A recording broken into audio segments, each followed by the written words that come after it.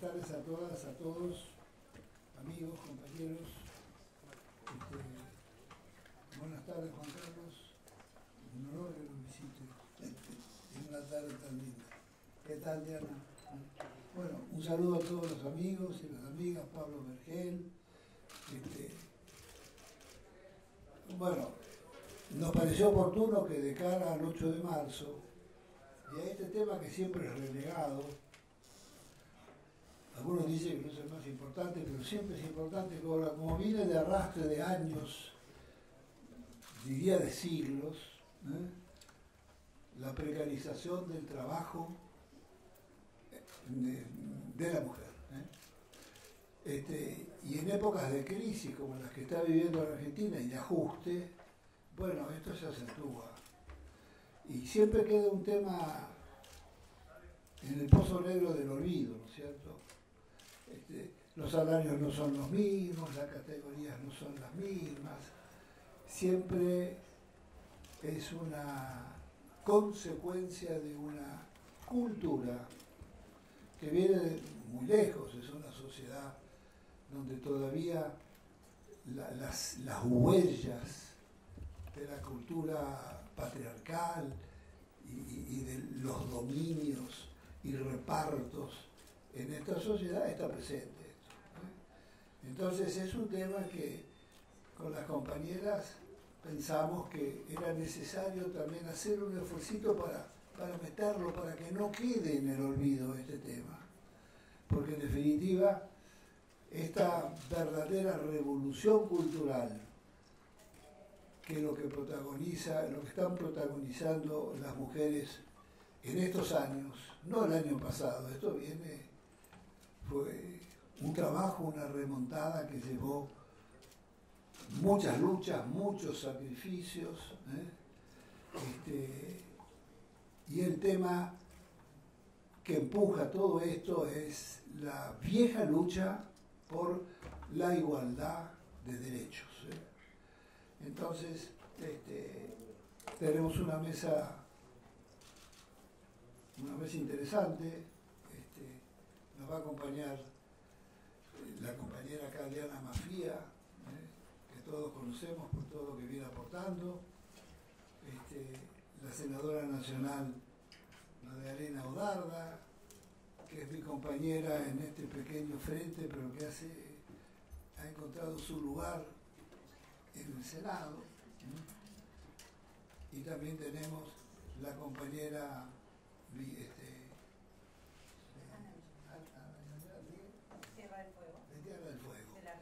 de la RIA, de la ONG La RIA, y bueno, Victoria Donda, diputada nacional, compañera que viene trabajando todas estas causas desde hace muchísimo tiempo. Bueno, como se ha hecho ya un poquito tarde, porque hoy es un día muy atípico, vamos a proponer que comience a abrir la compañera. Sí, Diana Martín. Muchas gracias Pino por la invitación. También a mis amigos Quique Viale y Facundo Di Filippo, a la compañera Fabiana Ríos de la RIA, que ya deberá estar por acá, Magdalena, que nos conocemos hace tantos años, más por lo que sufrimos que por lo que gozamos,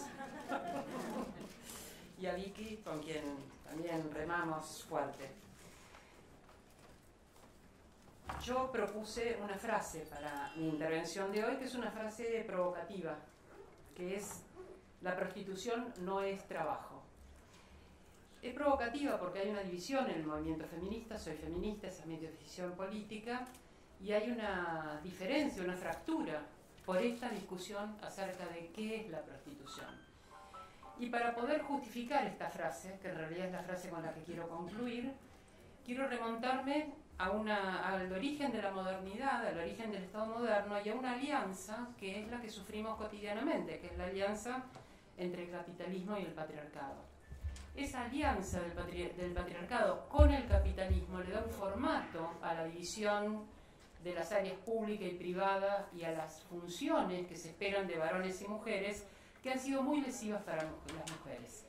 Hay un lema del feminismo de los años 70 que dice lo personal es político, y la idea de lo personal es político era romper ese muro, esa diferencia donde se expresan relaciones de poder en ambos ámbitos, en lo público y en lo privado, pero esas relaciones de poder en lo privado quedan invisibilizadas porque lo político aparece como meramente lo expresado en lo público, un ámbito dominado por un tipo de masculinidad, a la que llamamos androcéntrica, porque es una masculinidad de varones, pero no cualquier varón puede formar parte de ese poder.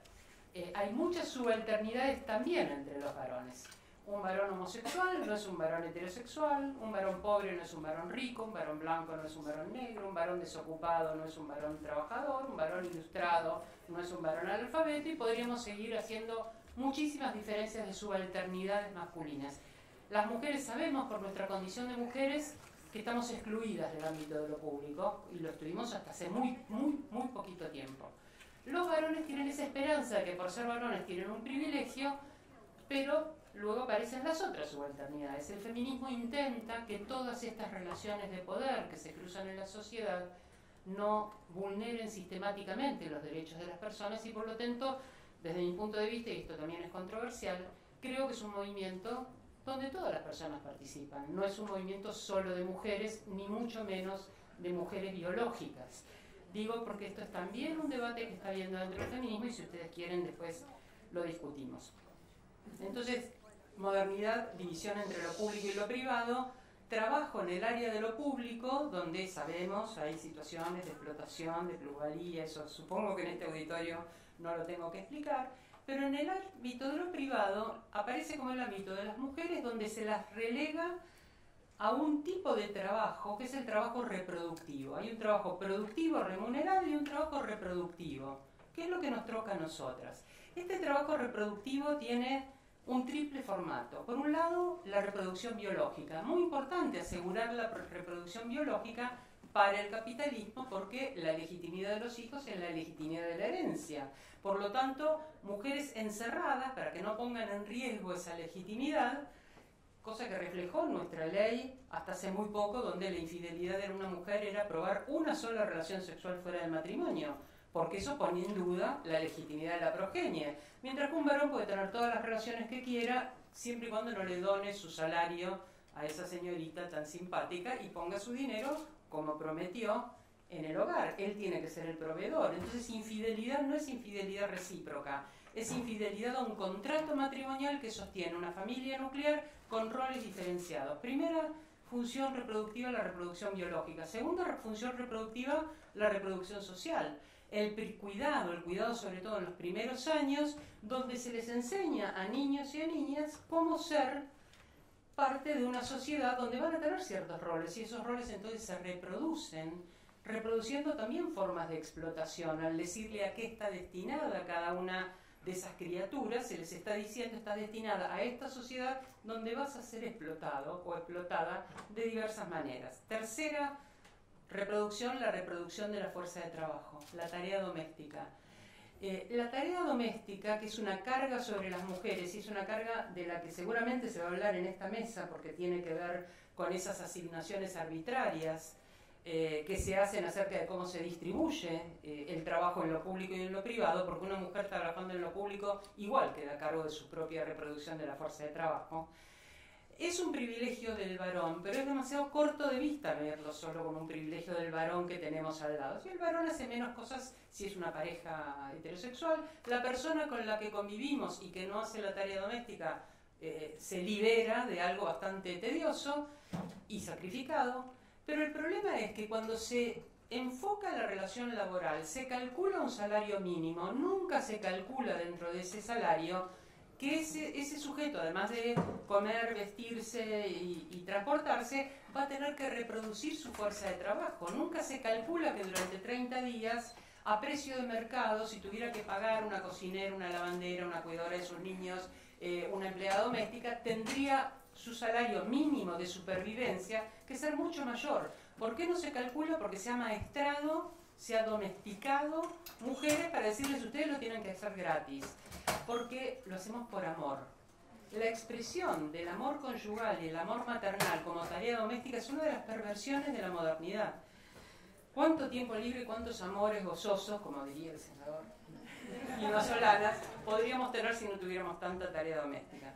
Entonces, en el dominio de lo privado aparece el trabajo reproductivo, pero también aparece una concepción patrimonial sobre los cuerpos de las mujeres. La idea de mi mujer en esa concepción de lo privado es: se te ha otorgado por ser varón una mujer que es tu mujer, la que va a legitimar tus hijos. Y esa idea patrimonial subsiste y genera muchísimas condiciones de violencia. Cuando esa mujer se quiere emancipar, se quiere separar, quiere irse de la casa, quiere que él se vaya de la casa, quiere hacer otra pareja, aparece la recuperación violenta de la propiedad sobre ese cuerpo como una propiedad patrimonial. Entonces, la propiedad privada, en el caso del Estado liberal, en el caso del Estado capitalista, no es solamente la propiedad privada sobre los bienes, sino sobre aquella rémora, aquel resto de la concepción anterior de familia, donde familia era la propiedad del patriarca, la mujer, los hijos, los esclavos y la hacienda. Ya no hay esclavitud, pero todo lo demás sigue siendo propiedad patrimonial, porque esos cuerpos siguen siendo considerados como objetos propiedad del único sujeto que cuenta, que es el patriarca cabeza de familia. También aparece una concepción que es la concepción de mujer pública. Está la mujer privada, pero también está la mujer pública. La mujer pública es un eufemismo que seguramente conocerán para hablar de prostituta. Una mujer pública es un cuerpo apropiable. ¿Apropiable por quién? Por cualquier varón, indiscernible, cualquiera que tenga el dinero. Porque ahí está la mujer privada, pero hay un pequeño conjunto de mujeres que son propiedad colectiva del conjunto de los varones. La prostitución aparece como una apropiación del goce sexual a partir del dinero. No hay ningún equilibrio entre dar dinero y obtener goce sexual. ¿Esto quiere decir que ya terminó? Estamos... Escuché que se rompió un papel, estoy acostumbrado a las mesas redondas donde cuando se corta un papel es que ya terminó el...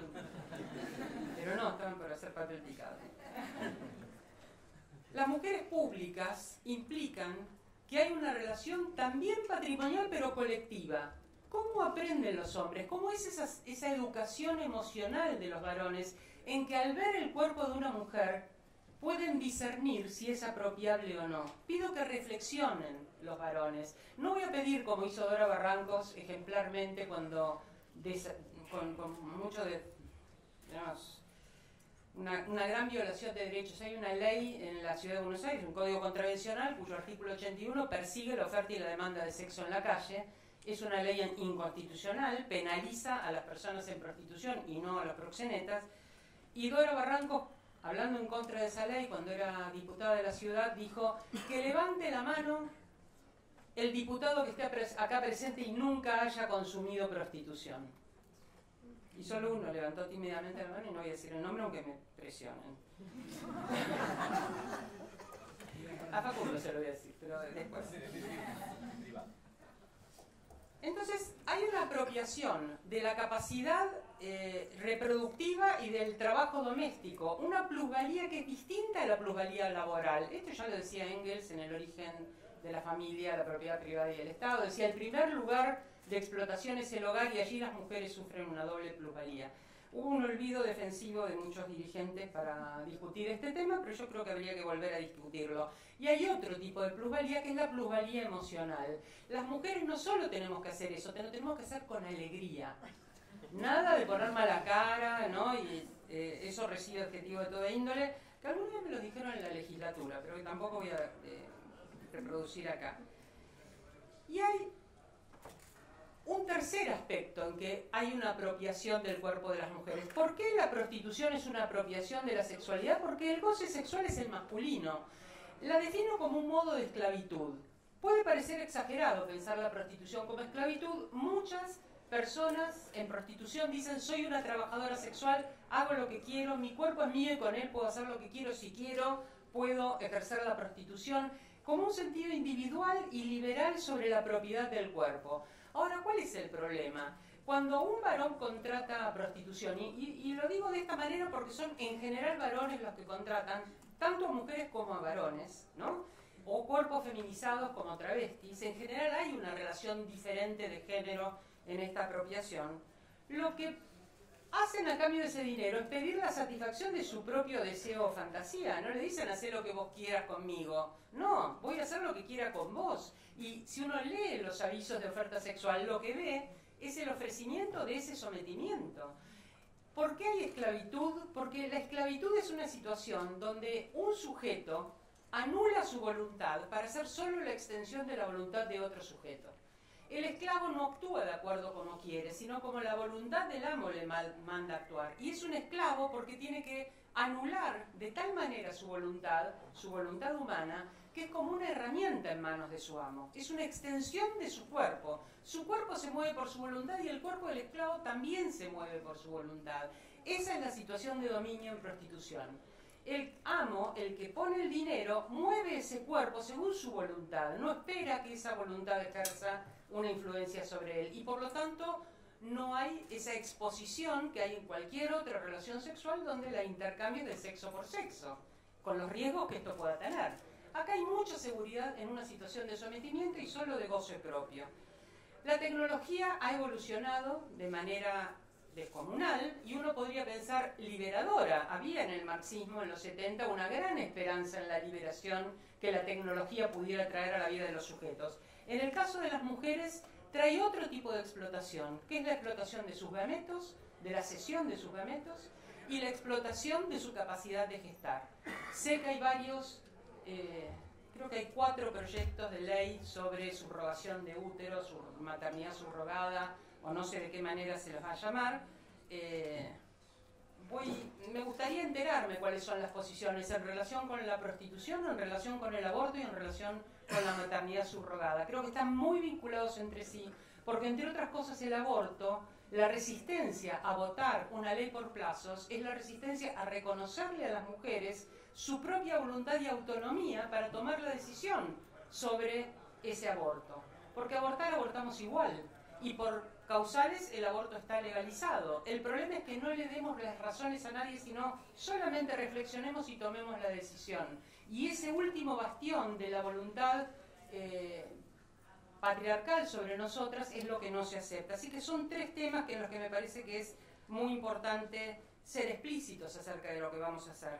Me queda un minuto, ahora un poquito menos, así que solo voy a decir que hay con respecto a la prostitución 3 posiciones. Una posición prohibicionista que no la he visto encarnada.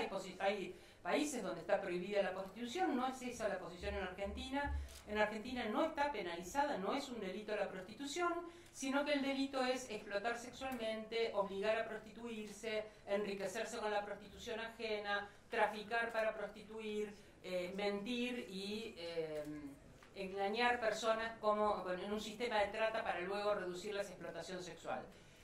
Pensaríamos que debe entonces perseguirse esos delitos. Pues no, se persigue a las personas en prostitución. Eso es completamente inconstitucional. A las personas en prostitución hay que protegerlas.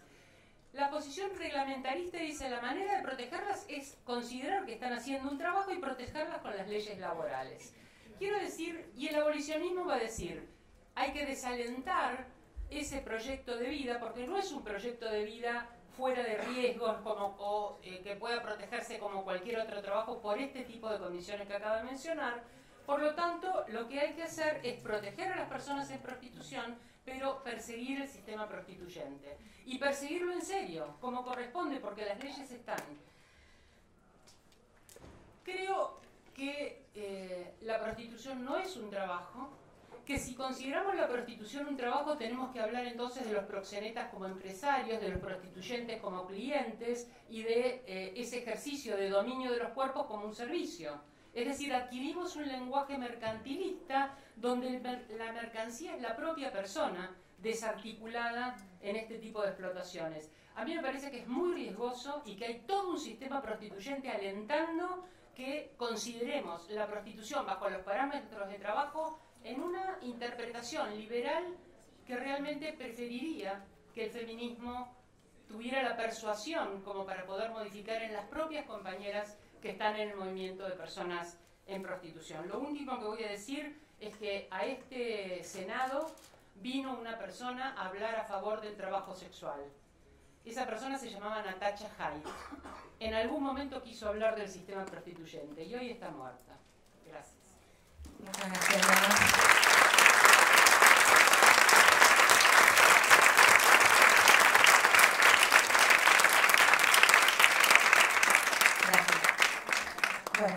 darle la palabra a la senadora Odarda, quería saludar la presencia de algunas personas como la diputada mandata cumplido Liliana Parada, Facundo de Filippo, legislador de la ciudad, Juan Carlos Smith de la Confederación General del Trabajo, Diana Cordon, muchas gracias por venir a todos, y bueno, Magdalena, cuando quieras.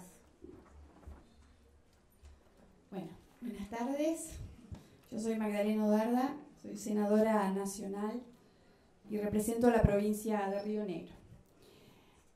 Quiero, por supuesto, comenzar agradeciendo esta iniciativa del senador Pino Solanas, que es mi gran compañero, mi amigo.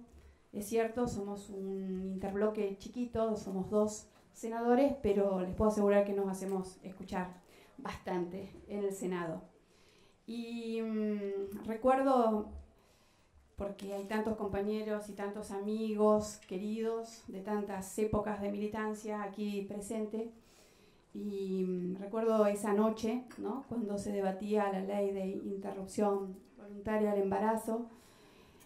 Pino estaba con un pañuelito verde y yo con el pañuelo verde también, y allí sabíamos que estaba todo el país mirando, ¿no? Y sentíamos esa soledad de estar en este Senado entre 4 paredes que parecían que nos separaban del mundo, porque en las calles se vivía una movilización de pibas, de pibes maravillosa, donde nos pedían una política pública, quizá la más importante, la política pública de salud pública, justamente, y que por 7 u 8 senadores este Senado le dio la espalda al pueblo de la nación, a esos pibes, a esas pibas que encontraron quizá por primera vez, en muchos casos, una causa noble por la cual salir a luchar.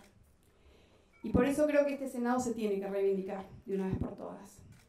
Y me parece que encuentros como este, que promovió Pino, que siempre es un luchador por la igualdad, y la igualdad como una construcción histórica, como una construcción social, política, económica.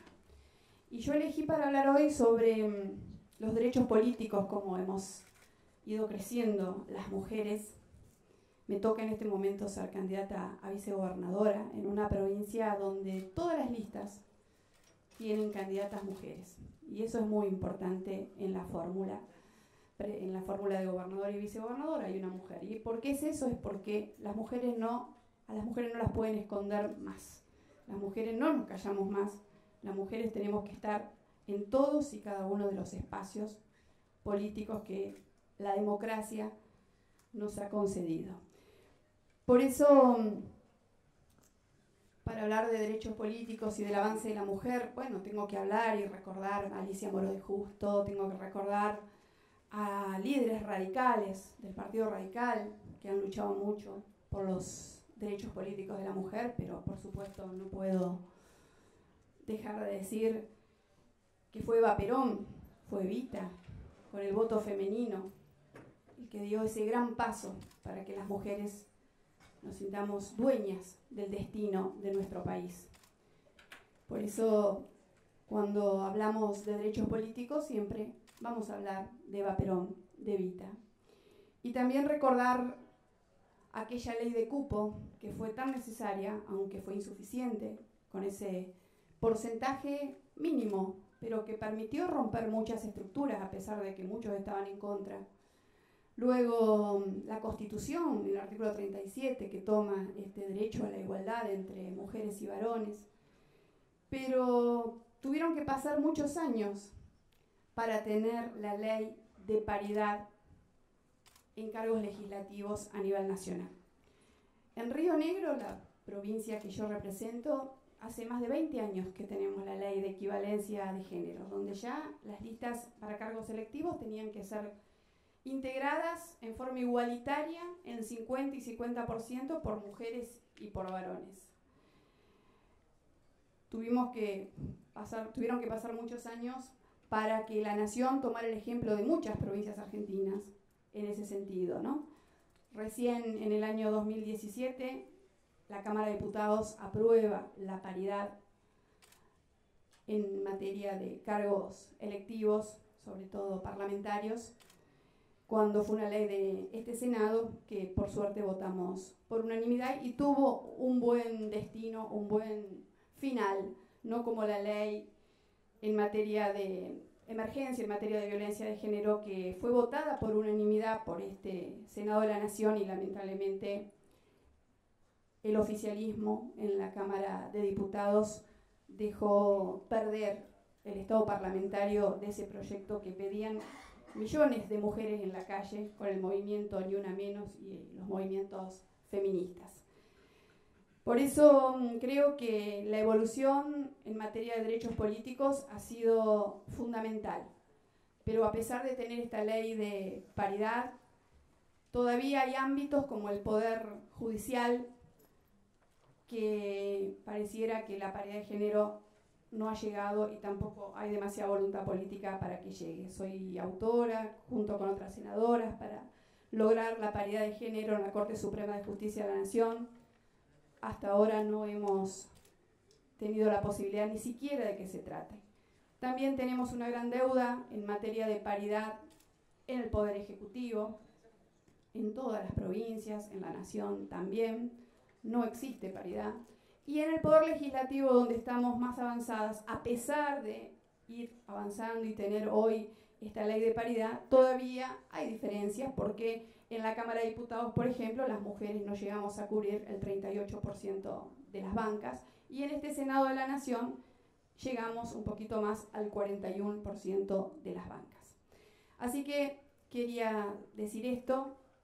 Nos queda este año para trabajar fuertemente en conseguir la paridad de género en la Corte Suprema de Justicia de la Nación, porque se da esta paradoja de que siempre se señala que la mayor cantidad de abogados son mujeres. Sin embargo, cuando llegan los altos cargos, sobre todo en la Corte, tenemos una Corte donde hay una sola mujer y esperamos que esto se revierta absolutamente. Solamente decirles esto y decirles que vamos a seguir peleando por todos los derechos, tanto en este Senado como en cada una de las legislaturas provinciales. Falta mucho para lograr en materia de igualdad entre varones y mujeres. Y terminar con esa frase que dijimos aquella noche en esta soledad del Senado, de que a las mujeres nunca se nos regaló nada, eso siempre lo venimos repitiendo. Nunca se nos regaló nada, lo leí por ahí y me siento absolutamente identificado. Todos y cada uno de los derechos tuvieron que ser arrancados uno a uno al poder patriarcal. Muchísimas gracias.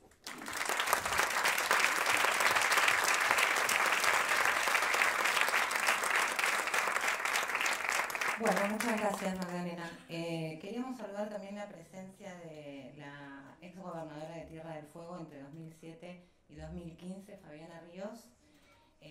También está presente María José Lubertino, diputada de mandato cumplido, Gabriela Cerruti, diputada nacional, y Pablo Vergel, legislador mandato cumplido. Muchas gracias por estar.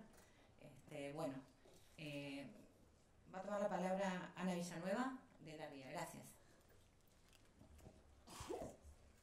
Bueno, buenas tardes. Mi nombre es Ana Villanueva. Pertenezco a la corriente crítico feminista La Ría y al colectivo feminista de Río Grande, provincia de Tierra del Fuego. Vengo de Tierra del Fuego. Agradezco al senador Solanas esta posibilidad, la posibilidad de participar en esta mesa magnífica donde podemos pensar y repensar. Por ahí, en relación a lo que venían diciendo las compañeras, hablando de paridad, por ejemplo, se me presentó un caso que militamos en Ushuaia, que es la paridad en el Consejo Deliberante de la ciudad, donde no obstante existir la paridad por un sistema de elección de boletas con preferencias, el Consejo Deliberante allí está constituido solamente por varones. Y bueno, las compañeras de La Ría Ushuaia vienen ahí militando fuerte para que en esta próxima conformación de listas se tenga en cuenta esta paridad y ver de qué manera no burlamos el sistema, porque en realidad lo que se produjo allí fue una burla al sistema. Pero yo vine aquí invitada hoy para hablar de otra cosa, que también, si bien está vinculada, y también, por supuesto, es un derecho consagrado a las mujeres, Es una ley que es pionera en la Argentina, es la ley 911 y trata sobre la maternidad. En este sentido, fui como haciendo una lectura comparativa de todas las normas que se fueron dictando en la provincia, para comprender un poco cómo fueron las lógicas en este tiempo, desde el 1986, que se dicta la primera ley de maternidad, y después, bueno, hasta el 2001, y después en el 2006 y 2007, y finalmente la del 2012, que es la 911, que se da en un contexto particular que es necesario precisar.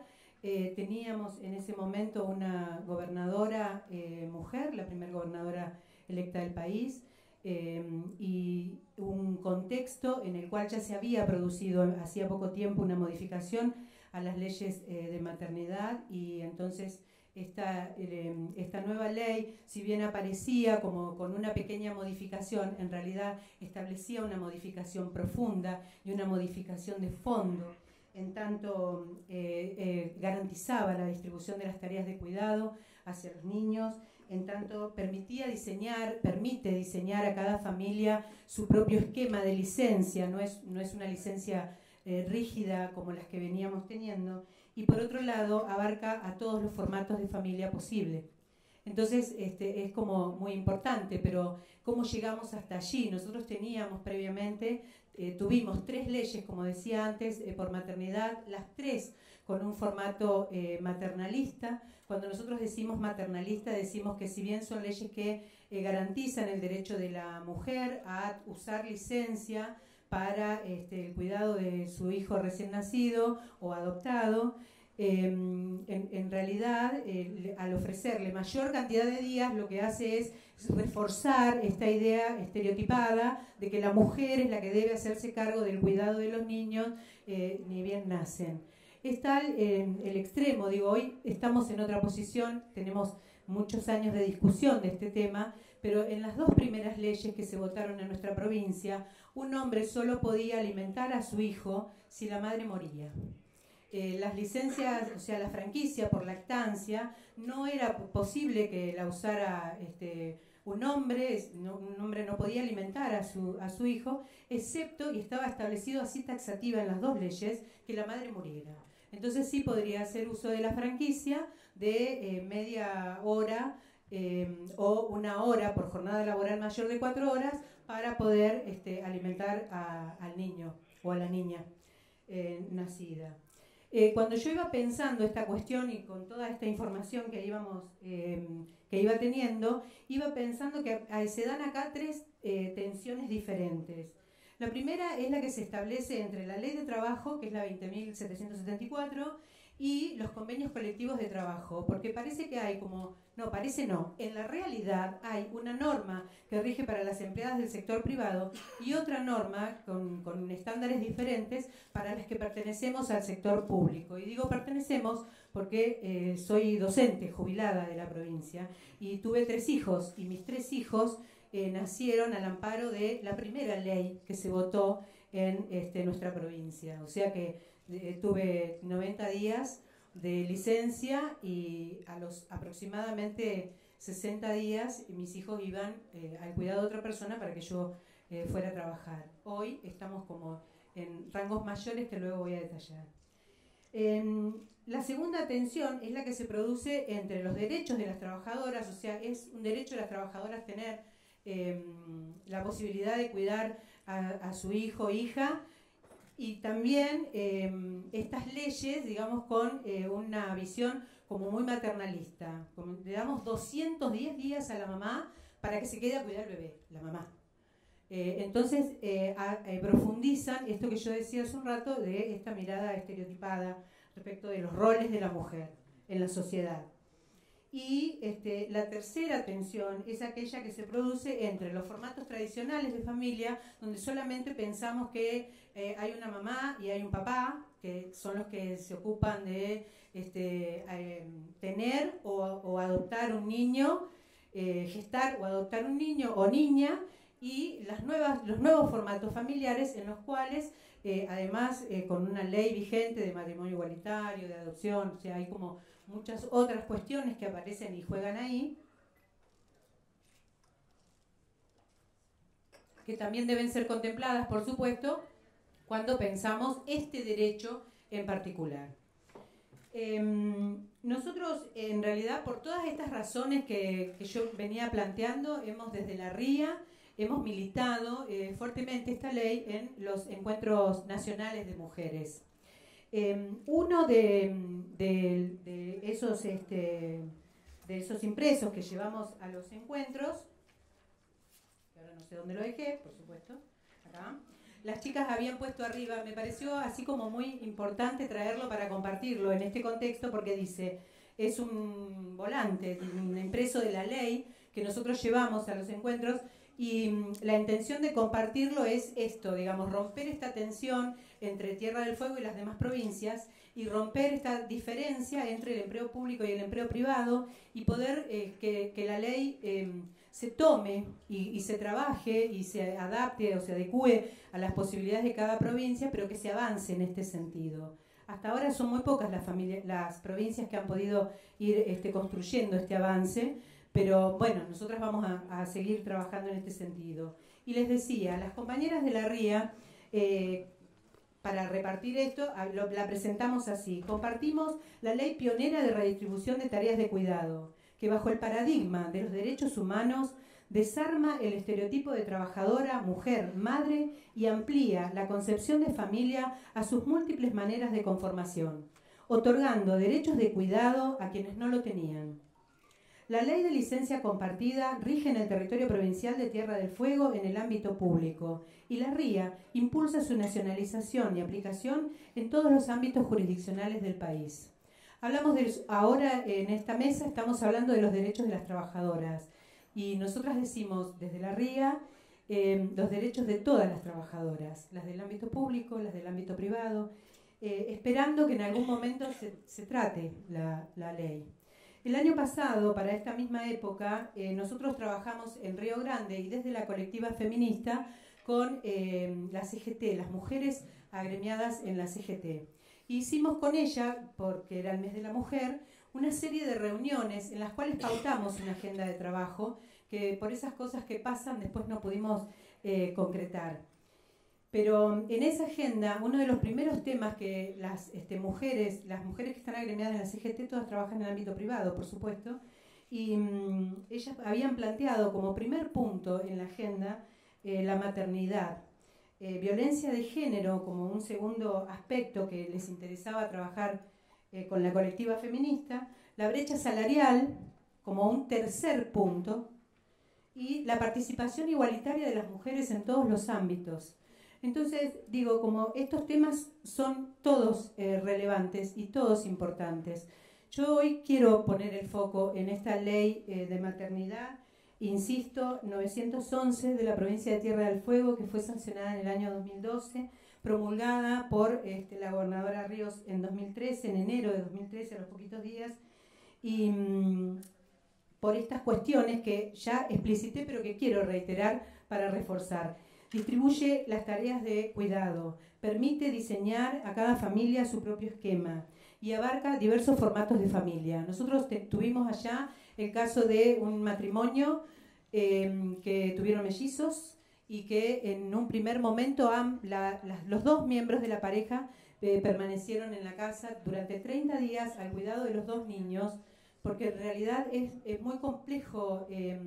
Imagino yo que solamente tuve que ir de a uno a la vez, no me quiero imaginar lo que debe ser con dos bebés, y entonces esta ley le permitió esto, diseñar su propio formato, que fue 30 días juntos y luego cada uno siguió, digamos, el que quiso quedarse al cuidado permanente y el otro miembro de la pareja retornó a las tareas laborales y productivas.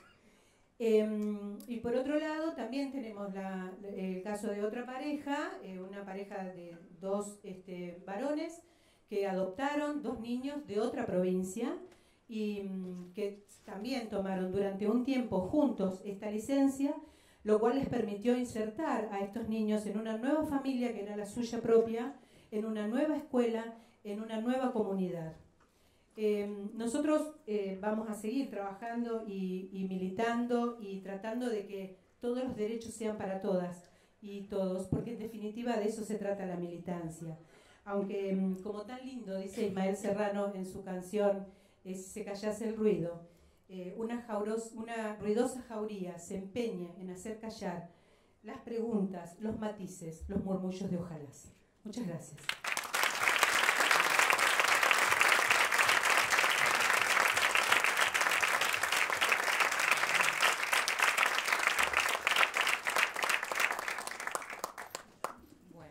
Voy a leer unas adhesiones, me va a tomar unos minutos. Adhiere al acto María de los Ángeles Sandún, la senadora nacional. Adhiero vehementemente a este tipo de actividades en donde importa destacar el rol de la lucha de la mujer para en el siglo XXI alcanzar la igualdad con el hombre en la sociedad y en su desarrollo como persona. María de los Ángeles Sandún. Y también adhiere la presidenta de la Banca de la Mujer, la senadora Norma Durango, que bueno, se disculpa por no estar presente, pero bueno, debido a compromisos de último momento que surgen en la provincia a la que represento, no podré estar presente. Aún así, no quería dejar pasar la oportunidad para transmitirles mi satisfacción por la realización de este encuentro, que nos convoca a dialogar sobre las desigualdades de género en este contexto de crisis que está impactando de manera muy significativa en la estructura productiva de nuestro país y en particular en la vida de cientos de miles de personas, en particular las mujeres. Bueno, va a tomar la palabra la diputada nacional Victoria Donda. Bueno, muchas gracias. Gracias, Pino, gracias por invitarme a esta actividad acompañada por estas mujeres brillantes. Pensaba, la verdad es que muchas gracias por traer la experiencia de Tierra del Fuego, que no me parece casual, además, que la ley haya sido promulgada rápidamente por la primer gobernadora que tuvimos en nuestro país. Así que, la verdad es que gracias. La experiencia, debe haber ido a un lado, Fabián andaba por ahí, pero esa experiencia muestra que cuando las mujeres llegamos al poder, no solo cambiamos las mujeres, también cambiamos el poder. Y para hablar después de la concepción del poder y de cómo las mujeres tenemos que ir construyendo un ejercicio del poder diferente, no lo voy a hacer ahora porque siempre la parafraseo a Diana, así que como está acá, no lo voy a hacer adelante de ella. No. Después te muestro. Pero gracias por invitarme, voy a tratar de ser breve porque en realidad venía con un montón de ideas de cómo empezar a hablar y a desandar esto que tenemos que instalar todavía en la sociedad, que las mujeres no nacimos con el gen de que nos encanta lavar los platos y hacer la comida, sino que fue un rol históricamente asignado por el capitalismo, que nació después del patriarcado. Primero estuvo el patriarcado. Lo que pasa es que el patriarcado se encontró con el capitalismo, se enamoraron, se casaron y la iglesia tuvo un rol fundamental en esto. Perdonen las creencias de algunos y algunas, pero esto es así. Y nos asignaron un rol bastante definido, aún en la actualidad, que tan claramente nos ilustró Diana. Ahí entendí, cuando ella dijo lo de los cuerpos que se ven son los cuerpos públicos y por lo tanto las mujeres públicas, entendí, yo voy a ser menos correcta que ella, obviamente, porque el Congreso, porque algunas personas que estaban en el Congreso Nacional, cuando asumí como diputada en el 2011, me gritó puta, porque tenía un escote prominente, entonces al verse evidentemente se confundieron lo de mujer pública y me gritaron eso. Pero bueno, las mujeres también estamos acostumbradas a ser víctimas de violencia política porque es una de las formas del ejercicio de la violencia en un mundo patriarcal de cercarnos y alejarnos del ejercicio de la política, ¿no? De nuestro derecho a poder ocupar los espacios públicos, hacer escuchar nuestra voz, mostrar nuestro trabajo y disputar poder. Otro espacio también reservado para los hombres porque el poder público tiene que ser detentado por esas masculinidades androcéntricas de las cuales hablábamos al principio. Entonces, cuando salimos a disputar poder, es por supuesto que muchos y muchas también se ponen nerviosos y nerviosas, ¿no? La ley de paridad que logramos sacar en la Cámara de Diputados después de la sanción en la Cámara de Senadores fue una ley que nos costó un montón sacar. Nos costó tanto que tuvimos que esperar que muchos diputados se vayan a dormir, ¿no? Y pedimos el tratamiento sobre tablas a la 1:30 de la mañana, después de habernos puesto de acuerdo entre distintas mujeres de los diferentes bloques. ¿Por qué lo tuvimos que hacer sobre tablas y a la 1:30 de la mañana? Porque no querían que salga, porque francamente había un acuerdo, tal vez tácito, quiero pensar que era tácito, entre algunos sectores, y esa ley no entraba nunca en la agenda. Entonces ahí algunas diputadas tuvimos la inteligencia legislativa de poder sacarlo.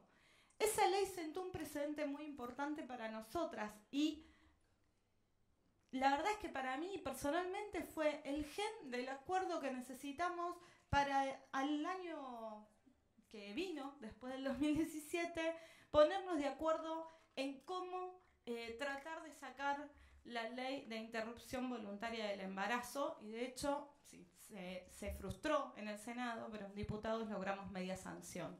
Tal vez fue tan corto el tiempo entre la media sanción de diputados y el rechazo del Senado que no nos permitimos festejar. Pero la verdad, como yo creo que hay una cultura a veces de la derrota, me parece que esa cultura es una de las cosas que hay que desterrar y hay que hacer cultura de los triunfos. Y fue un triunfo, fue realmente una gesta heroica de la que seguramente algún discípulo de Pino y cineastas así harán en algún momento, contarán esa María Verde y cómo llenó las calles y lo que nos cambió, ¿no? Lo que nos cambió no solo las mujeres, sino como sociedad. Realmente vivimos una revolución, tal vez nos demos cuenta un poquito más adelante, pero si hay alguno que no se dio cuenta todavía, que está en una sociedad donde los cambios están ocurriendo y están ocurriendo a pasos agigantados, ya se van a dar cuenta porque están temblando cimientos de todas las instituciones. No van a quedar instituciones por fuera de este cambio revolucionario. ¿Y cuál es el cambio revolucionario? El cambio revolucionario es pensarnos a nosotras, las mujeres, las personas que se autoperciben mujeres, como un sector de la sociedad que tiene poder y dejar de pensarnos a nosotras mismas como una minoría excluida del ejercicio de poder. Porque de hecho no somos una minoría. Porque de hecho somos una parte de la sociedad que puede modificar y tiene que modificar esas estructuras sociales para poder vivir en una sociedad igualitaria. ¿Cuál es la sociedad que queremos transformar? Pues la que vivimos. Una sociedad donde hay un sistema como el capitalismo que excluye a las mayorías de la distribución de la riqueza, pero no solo excluye a las mayorías en términos de ricos y pobres, sino en términos de género. Si no, veamos la lista de quiénes son los más ricos del mundo y vamos a ver, solo los primeros 5 son todos hombres. Y después si seguís mirando, los otros 5 que le siguen son todos hombres. Eso no significa que las mujeres tengamos menos cerebro, menos ambición en cuanto a la acumulación de capital, sino que evidentemente hemos sido excluidas de también ese sistema, ¿no? Si seguimos viendo cuáles son simbólicamente estos símbolos como de riqueza, sin duda la cultura, el conocimiento, es algo muy importante. Y si pensamos en el conocimiento por lo menos este conocimiento formal del capitalismo y todo lo que se ha transformado, vamos a acordarnos enseguida de los premios Nobel, ¿no? Y cómo en estos años solo el 5,5% de esos premios Nobel fueron destinados a mujeres, de las cuales la enorme mayoría son premios Nobel de la paz, ¿no? También eso es algo a evaluar, y solo muy poquitos premios Nobel a la física y a la química. Bueno, la tenemos a Madame Curie, que además de que son pocos, ella se llevó 2, así que ahí fue un poco sorora. Pero Pero me parece que esto de la apropiación de los espacios de poder, la apropiación del conocimiento y la apropiación de las tecnologías, también es algo en lo que tenemos que pensar. Me queda un minuto y un montón de cosas para decir, pero solo voy a decir esto y va a ser muy cortita. Es una anécdota que me ocurrió hace unos años en Costa Rica. Me encontré con una mujer, Sandra Goodman, que es una de las 14 directoras de la NASA. De hecho, en el directorio de la NASA hay 14 directores, son todos hombres, salvo ella, que es directora. Viene de una familia muy pobre de Costa Rica, con una historia que algún día ojalá podamos escuchar de boca de ella, podamos traerla a Argentina y escucharla. Pero es una historia que merece ser escuchada. Ella es directora de la NASA y está a cargo de la misión en Marte, la misión humana en Marte. Entonces, tuve la oportunidad de conocerla en Costa Rica y le pregunté, che, Sandra, ¿en serio vamos a llegar a Marte los seres humanos? Sí, me dice, sí. En el 2030 el ser humano va a pisar Marte. A la noche volví al hotel y como tenía que preparar la charla del otro día, me puse a leer un poco cuando los especialistas en economía consideran que las mujeres vamos a lograr la equidad económica, o sea, vamos a lograr cerrar la brecha de este 30%, entre 25 y 30% en economía, y todos los economistas coinciden que al paso que vamos, tal vez en el 2082 cerremos la brecha. Me quedé pensando y dije, estamos complicadas, vamos a llegar primero a Marte y después a la equidad. Eso si no hacemos algo. Y ese algo es visibilizar políticamente a las mujeres, las disidencias y la diversidad sexual como un sector de poder en la sociedad. Por eso, entre otras cosas, creo que desde los sectores que queremos esa equidad en la sociedad, tenemos que pedir políticas públicas que tiendan a eso. Y como las políticas públicas en este sistema se materializan desde los ministerios, entre otros lugares, vamos a hacer una campaña, y aprovecho para presentarla, por la creación de un Ministerio de Mujeres, Disidencias y Diversidades. Así que, porque creemos que hay que llevar adelante políticas públicas. Y porque no queremos más que quien se encargue de las políticas de género y de los problemas que tenemos las mujeres, las disidencias, las diversidades, tengamos que ir a pedirle a la ministra de Acción Social o de Desarrollo Social que se siente con el ministro de Economía para defender nuestro presupuesto. Queremos estar sentadas en la mesa defendiendo el presupuesto que nos merecemos, porque entre otras cosas aportamos el 30% del Producto Bruto Interno, aunque no lo digan en ningún lado. Gracias.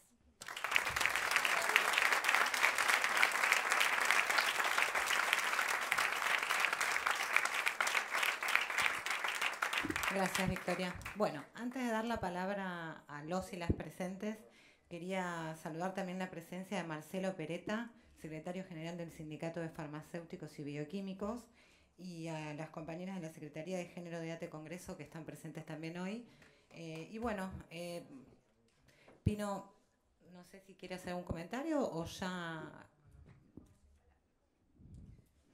Mucha información.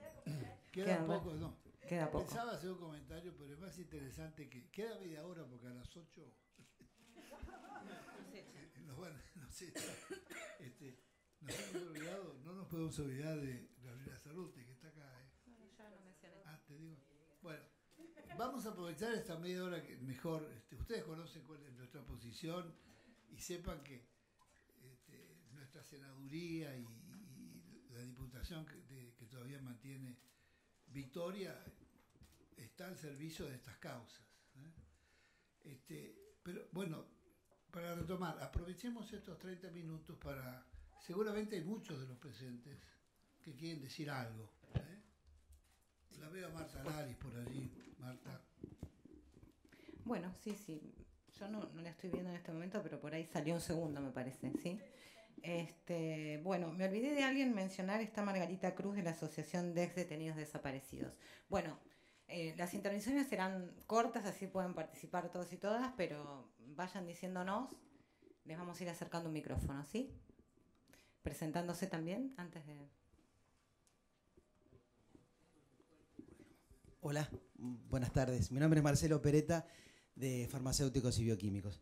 Pino, lo quiero felicitar por esta jornada, es muy importante. Lástima que tal vez tuvo poca difusión, yo creo que hay que repetirlas, creo que todo lo que se está haciendo por la igualdad de género nos ayuda, y yo vine en carácter de hombre a aprender, de varón a aprender, porque tenemos mucho que aprender para aplicarlo en nuestro ámbito. Yo también, en mi actividad farmacéutica y bioquímica, de farmacia y bioquímica, las mujeres son mayoría, sin embargo los hombres ocupamos, como se dijo, cargos, pero yo creo que eso está cambiando, y todo esto que están haciendo ustedes... Sí, bueno, los premios, exactamente, los premios totalmente. Pero, y eso es gracias al esfuerzo que hacen ustedes, por eso los quiero felicitar. Digamos, la simpleza, Vicky, con que hablas y que llegás, te felicito, eso es muy importante, porque transmitir algo y que los demás lo podamos entender es muy valioso. La rigurosidad con que Diana se expresó, creo que me sirvió algunas cosas que dijo para transmitirle a mi hija de 15 años, que está también en plena ebullición, y los padres tenemos que dar nuestra opinión al respecto, ¿no? Y en eso la pregunta, Diana, tiene que ver, usted fue muy terminante, usó una frase, la prostitución no es trabajo.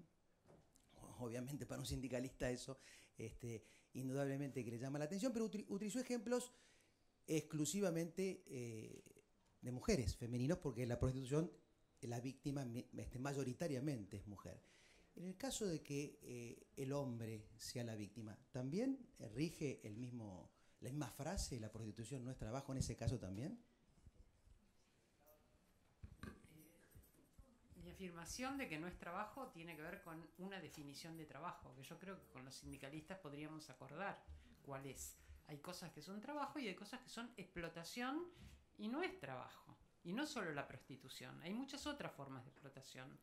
Yo creo que en general la prostitución masculina es una prostitución donde quienes se benefician de esa prostitución son otros varones, los consumidores. Y la prostitución travesti en general tiene como consumidores también a varones. Por eso hago la diferencia, y es una diferencia de género pronunciada, entre aquellos sujetos que tienen esa capacidad económica y los que están subalternizados y feminizados, y no son solo mujeres, y en esa subalternidad efectivamente creo que también sufren esa misma forma de explotación. Ahora, si me preguntás, nos podemos tutear, ¿no? Así no me decís señora que... No me dijo doña, una vez me pasó en un taxi y me dice, ¿dónde va doña? Le digo, si me decís doña, me bajo ya, no voy a ningún lado. Si pensamos, se organizan mejor, cobran más, tienen menos chances de ser explotados por la policía, de ser sometidos a arbitrariedades por la policía, efectivamente sí. Las travestis han logrado organizarse de manera, y en esto se lo debemos a Loana Berkins. Loana, en el cielo rojo de las travestis, brilla como...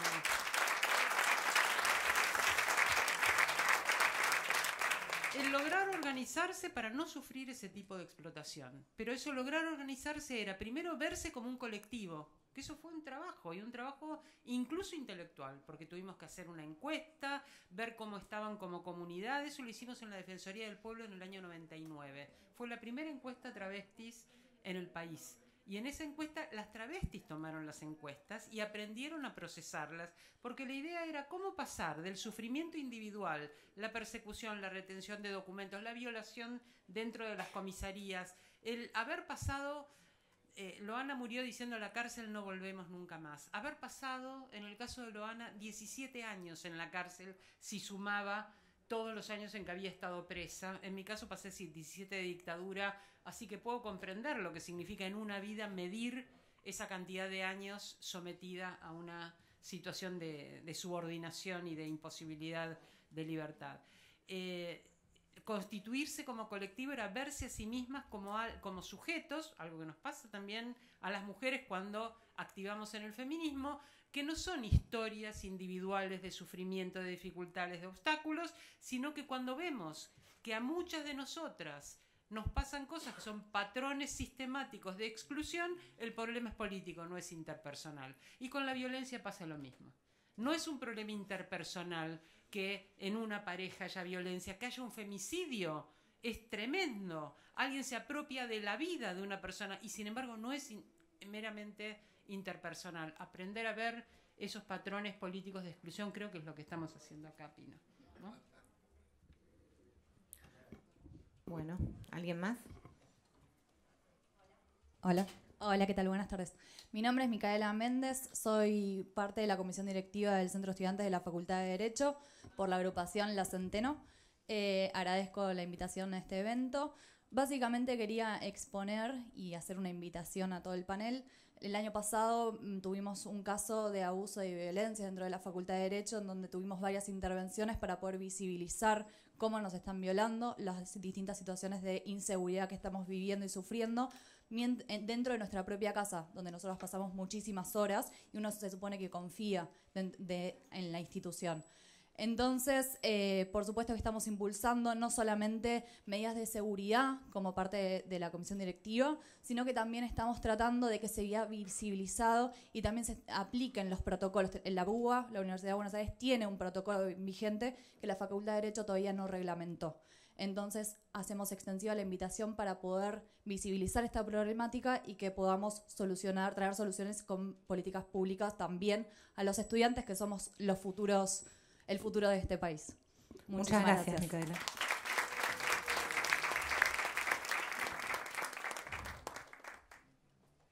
¿Alguien más quiere tomar la palabra? Estamos con tiempo, así que...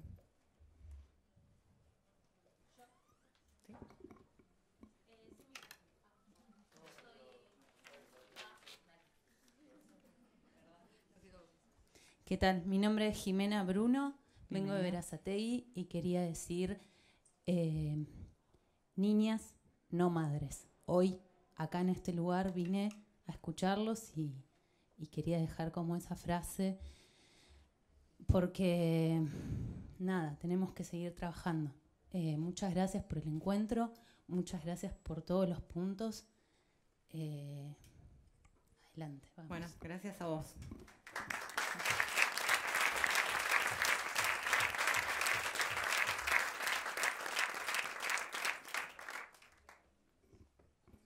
Bueno, Juan Carlos. Sí, yo simplemente vine, como dice Pereza, a aprender. Yo vengo del ámbito marítimo y le quiero comentar una anécdota, porque efectivamente creo que hay un fenómeno disruptivo. El fenómeno de la mujer está planteando algo que va mucho más allá, inclusive de todo, bueno, creo que Diana lo dijo, de todo lo que se está presentando en el panel. Se está buscando el lugar que le corresponde a la mujer. Pero yo voy a ser muy honesto aquí y decir que nuestra generación, los que tenemos más de 60 años, estamos formateados en una matriz. Y le voy a comentar esta anécdota del ámbito marítimo. Yo soy capitán fluvial, esa es mi profesión, además de estar en el campo sindical hace muchos años. Cuando empezaron a ingresar mujeres en la marina mercante, esa irrupción también llegó a nuestro sector. Y yo era muy refractario a que hubiera mujeres a bordo. Porque a bordo no es lo mismo que en una oficina o que en una fábrica. A bordo se conviven. Y los barcos las dragas donde estábamos nosotros no estaban preparadas para que haya dos sexos. Baños colectivos, comedores colectivos, camarotes colectivos.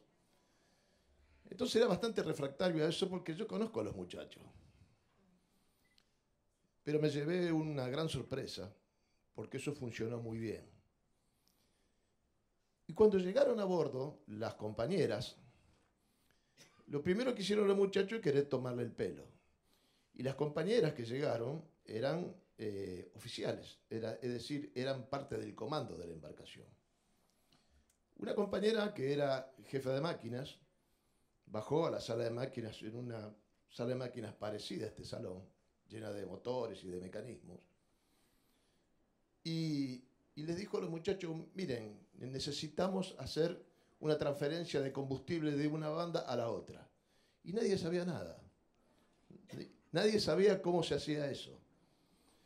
Entonces, la compañera rápidamente se dio cuenta de que había un complot de los hombres y dijo, bueno, no hay ningún problema, para que aprendamos todos cómo se hace todo esto, vamos a levantar toda la plancha de acero de la sentina y vamos a pintar todas las tuberías de distintos colores, para que todos sepamos por dónde pasa el agua, por dónde pasa el combustible, por dónde pasa el aceite.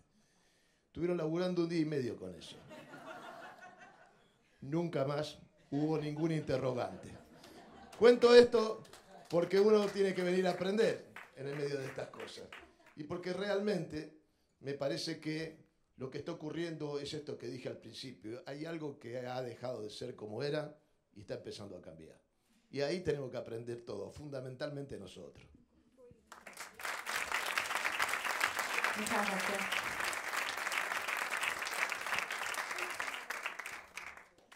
Diana, ¿querés? ¿No? Bueno. Hola, me presento. Mi nombre es Marcela Brusa. Soy miembro de la campaña nacional por el aborto legal, seguro y gratuito, Regional Cava. También soy miembro de CAEL, Coalición Argentina por un Estado Laico. Quiero apoyar y recordar, junto con la persona de Berazategui, gracias, no solo que son niñas y no madres, sino que estamos incumpliendo con la ley. Tenemos una ley que las ampara y es la segunda vez que se incumple con la ley. Es la segunda cicatriz que va a quedar para toda la vida en esta niña. Por favor, nunca más. Gracias.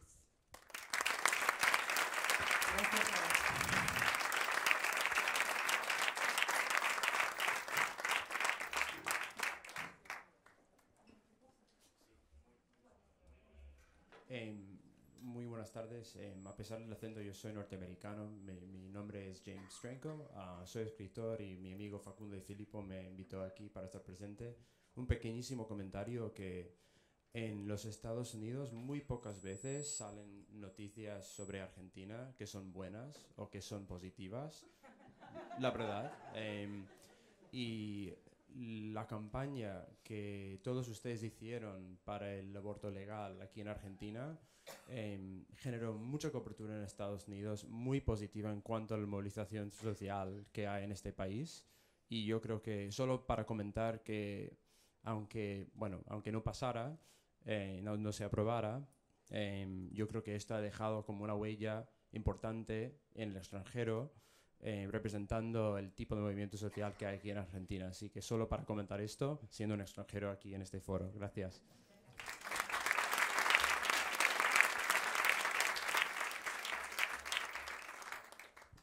Sí, yo en realidad me arrepentí y dije, bueno, solo quería hacer un comentario. Yo también soy de una generación de gente grande y para mí fue muy fuerte lo que viví como un júbilo emancipatorio en miles y miles de jóvenes, chicas y chicos, durante todo el año pasado cuando fue la Marea Verde. Y solamente digo, la mesa me pareció excelente en su diversidad, en los aportes. Realmente, yo soy mujer, Juan Carlos, pero también aprendí. Y la verdad que me pareció muy buena, pero quería mencionar esto porque a mí me parece que en un mundo y en un país donde pasan cosas tan graves y donde la vivencia de poder hacer proyecto, de poder tener una perspectiva de futuro, está muy golpeada, donde nosotros asistimos cotidianamente a situaciones de violencia de género y otras violencias también, producto también de las situaciones de poder que vivimos y de la falta de perspectivas. A mí me parece que todo lo que significó y que sigue significando la Marea Verde ha producido un cambio sustantivo. En ese sentido, realmente yo creo que ha sido un movimiento y que sigue siendo un movimiento de carácter revolucionario. Efectivamente, porque hay algo que se ve como posible y eso me parece, aunque no se aprobó en el Senado, fue el gran triunfo de la lucha del año pasado. Bueno, eso nada. Gracias.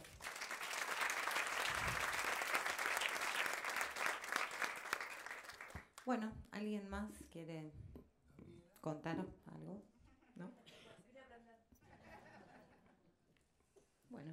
Perdón, una palabra. Para los que vinieron a aprender, los compañeros Smith y el compañero de farmacia, representando a todo el sindicalismo, la palabra es deconstrucción. Averigüen, investiguen, indaguen en esa palabra y van a encontrar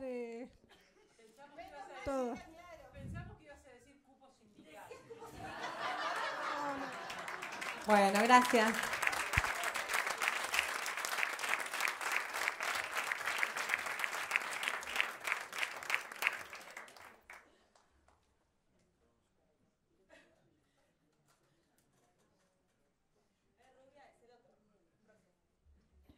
Perdón, quería agradecer también a Dora Martínez de la CTA Autónoma por su presencia. No sé, Dora, si querés intervenir. No, agradecer.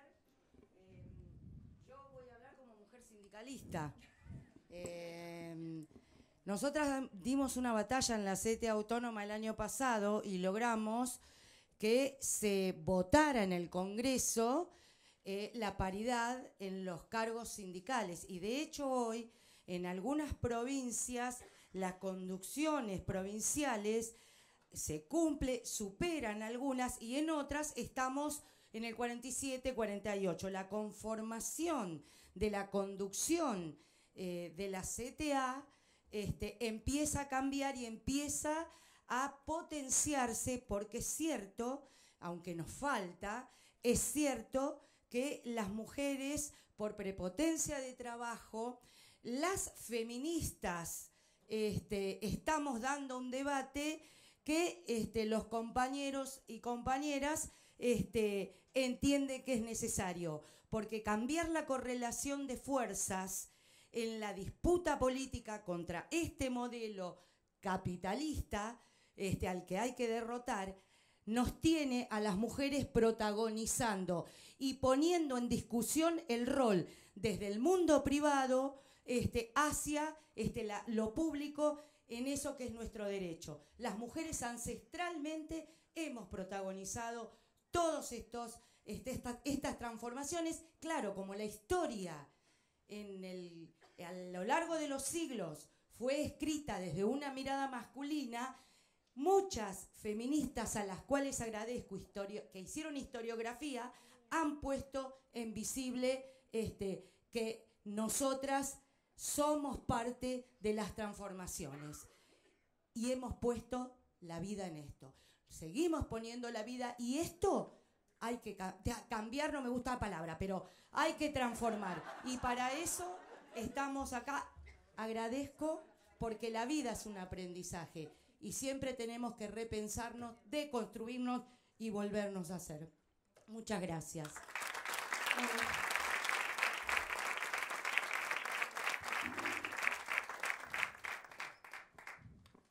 Pino, ya no sé si alguien más se va a sumar para hablar, dar su opinión.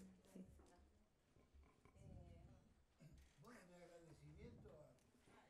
¿Se sumó una más? Sí, perdón. No, a nuestros representantes, yo en carácter de ciudadana, que la batalla por el aborto legal tiene que ser la bandera, para revisar el tema de la salud pública. Porque, mi temor es que, después de la victoria del aborto legal, nos sigamos encontrando con estadísticas muy tristes, porque no es lo mismo una chica de Barrio Norte que va a OSDE y se hace un aborto que una piba del conurbano bonaerense, que una salita de salud donde hoy no hay recursos para una práctica mínima, y entonces no sea que después nos encontremos con esta realidad. Entonces esa es la bandera, la punta de lanza para dar otra batalla que tiene que ver con la salud pública en general, ¿no? Entonces tener en cuenta esto a nuestros representantes, un pedido. Gracias. Gracias.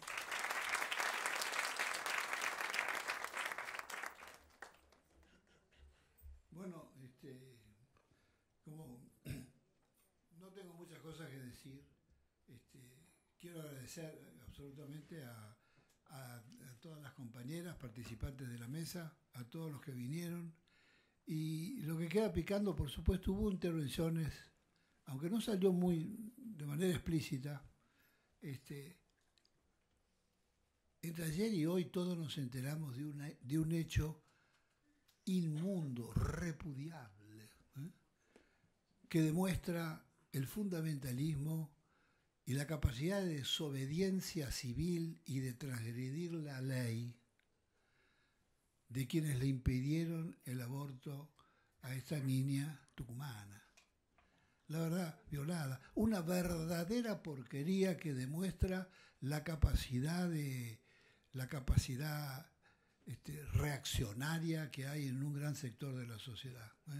La verdad que yo desearía que el aplauso final fuera un aplauso de repudio a esa camarilla que así nomás se dedica públicamente a violar la ley en perjuicio de una pobre chica. Muchas gracias.